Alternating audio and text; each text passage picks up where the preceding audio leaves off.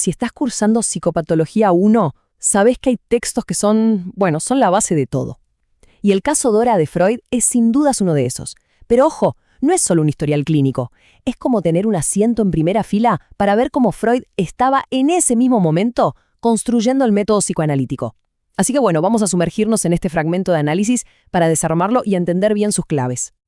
Y ya de entrada, Freud nos tira esta frase que es toda una declaración de principios. Nos está diciendo, miren que acá nos vamos a meter en terreno profundo. Esto no es una consulta médica común y corriente. Es más bien una investigación detectivesca que va a hurgar en los rincones más privados de la vida de una persona. Para entender la histeria, nos dice, hay que animarse a prender la luz en los lugares más oscuros. Bien, esta va a ser nuestra hoja de ruta. Primero, vamos a plantear el enigma del caso. Después, seguiremos las primeras pistas que encuentra Freud. El plato fuerte va a ser descifrar su primer sueño.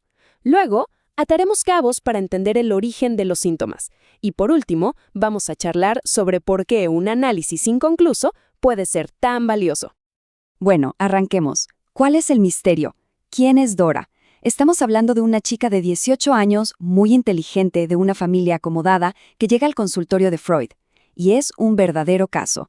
Presenta un montón de síntomas que no parecen tener conexión y de fondo una historia familiar que es un nudo de tensiones y cosas no dichas. A ver, esta línea de tiempo nos da un panorama general. Prestemos atención a los momentos clave.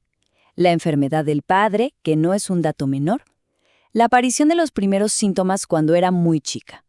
Y por supuesto, esos 2 episodios con el señor K, que son los que terminan de desatar la crisis y la empujan a empezar el tratamiento con Freud.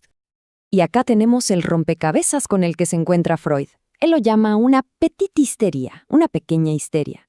Pero de pequeña no tiene nada, ¿no? Tos nerviosa, quedarse sin voz, un desgano total por la vida.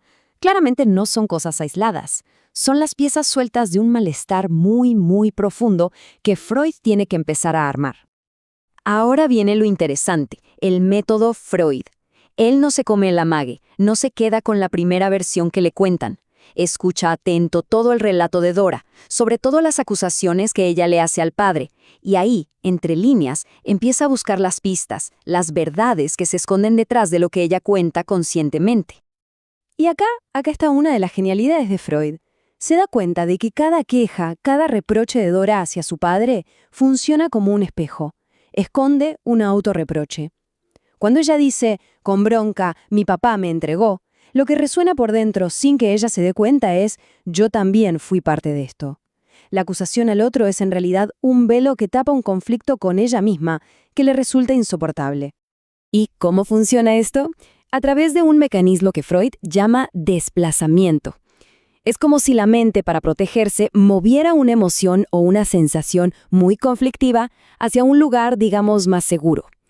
En la famosa escena del beso, la sensación del cuerpo del señor K es tan intolerable para Dora que la reprime, pero la energía de esa sensación no desaparece, se desplaza y reaparece como una inocente presión en el pecho. La causa original se esconde, pero la intensidad sigue ahí, disfrazada de síntoma. Bien, y todo esto nos lleva al corazón del análisis de Dora, el primer sueño que le cuenta a Freud. Para él, un sueño no es algo al azar, es un jeroglífico, un mensaje en código, y está convencido de que si logra decodificarlo, va a encontrar la llave que abre la lógica de todo el caso. Este es el sueño. Hay un incendio en la casa. El padre la despierta para escapar. La madre, en medio del caos, quiere salvar su aljaguero, y el padre le dice que no, que la familia es más importante. A simple vista, una pesadilla, una escena de pánico. Pero para Freud, cada detalle, cada personaje, cada objeto es una pista fundamental. De todos los elementos del sueño, hay uno que llama la atención poderosamente. El alajero. ¿Por qué tanta insistencia con el alajero? ¿Por qué la madre quiere salvarlo a toda costa? Claramente no estamos hablando de una simple cajita con joyas. Acá hay algo más. Y acá es donde Freud empieza a desarmar el sueño, capa por capa, como si fuera una cebolla. Primero, lo conecta con algo que pasó ese mismo día. Después, lo ata a la experiencia traumática con el señor K en el lago. Y ahí llega al hueso del asunto. El alajero es un símbolo de los genitales femeninos que están en peligro por el acoso. Y como si fuera poco, lo conecta con un recuerdo de la infancia cuando se hacía pis en la cama. Es una construcción increíble que une presente, pasado reciente y pasado remoto en una sola imagen. Perfecto. El sueño nos dio la clave, nos mostró la lógica oculta. Ahora, con esa llave en la mano, podemos volver al misterio del principio, los síntomas de Dora. Porque el análisis del sueño no es un juego intelectual, es la herramienta que nos va a permitir entender de dónde vienen esa tos, esa afonía y todo ese malestar. Para poder atar todos estos cabos, Freud nos presenta un concepto fundamental, la sobredeterminación. La idea es que un síntoma nunca, pero nunca, tiene una sola causa. Es más bien como una esquina muy transitada de una gran ciudad, donde se cruzan y convergen un montón de historias, de caminos, de deseos inconscientes. El síntoma es ese punto de encuentro. Miremos la tos de Dora, por ejemplo. Gracias al análisis, Freud descubre que esa tos no es una sola cosa. Es, al mismo tiempo, una forma de imitar al padre enfermo, un castigo por fantasías sexuales, una declaración de amor oculta para el señor K, e incluso una forma de identificarse con la amante de su padre. Fíjense, múltiples significados, un solo síntoma. Eso es la sobredeterminación en acción. Ahora, uno podría preguntarse, ¿y por qué justo una tos? ¿Por qué no un dolor de cabeza?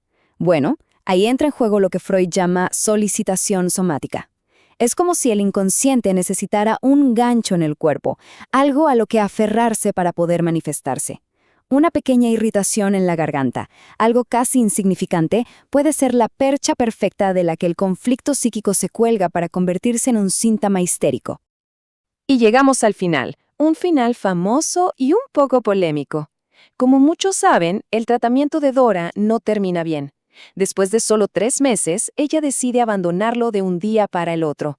Pero lo interesante es que Freud, lejos de verlo como un fracaso, nos enseña el enorme valor que puede tener un análisis que queda a medio camino. Freud es brutalmente honesto. No nos vende un caso de éxito ni una cura milagrosa. Él mismo dice, solo puedo ofrecer aquí un fragmento.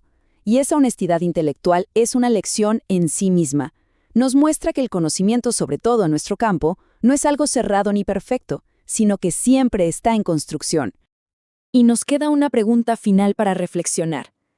Si un análisis tan corto, tan fragmentario e inconcluso nos permitió descubrir conceptos tan potentes como el desplazamiento, la sobredeterminación y toda la complejidad de la interpretación de los sueños, ¿qué nos dice eso sobre la increíble, la inmensa profundidad de nuestra vida psíquica? Quizás el caso Dora no es tanto la historia de una cura, sino la prueba de que acabábamos de abrir la puerta a un universo completamente nuevo.